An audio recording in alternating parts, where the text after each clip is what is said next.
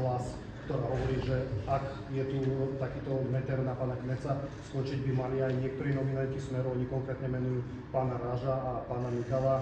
Ako sa k tejto výzve postavíte? Krepánsky zo Smeru, chcel som sa spýtať, tam rozprávate pán premiér. Pán premiér, prečo sa nemôžete vyjadriť? Je tu váš koaličný partner, žiada, aby ste odvolali ministrov. Môžem? Nech sa páči,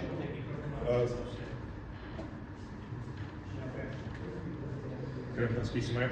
Chcel som sa spýtať, pán premiér, rozprávate v tom strategickom materiáli, ktoré má byť na rok do roku 2040, o tom, že strategickým spracovateľom bude Slovenská akadémia vied. A doteraz však vláda neprerokovala, tu je štúdiu o vakcínach, takže kedy by sa mohla dostať na rad a že ako to teda vnímať v tomto kontexte, že na jednej strane dávate priestor Slovenská akadémia vied, a keď niečo spraví, tak sa to nie je prerokované. Ďalšia otázka.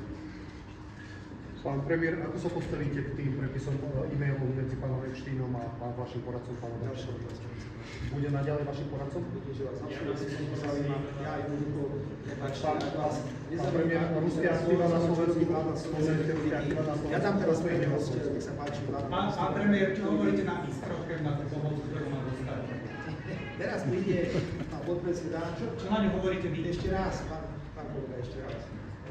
Vy si naozaj myslíte, že my teraz ideme niečo dať pánu Babišovi? Teraz príde pán podpredseda, ktorý o tom hovoril na vláde. Pán Babiš má pravovládne rozhodnutie o tom, že nenesie zodpovednosť za záťaž ekonomickú, ktorá... Prečo sa ale na to Je tam 70 občania priorít záťaží.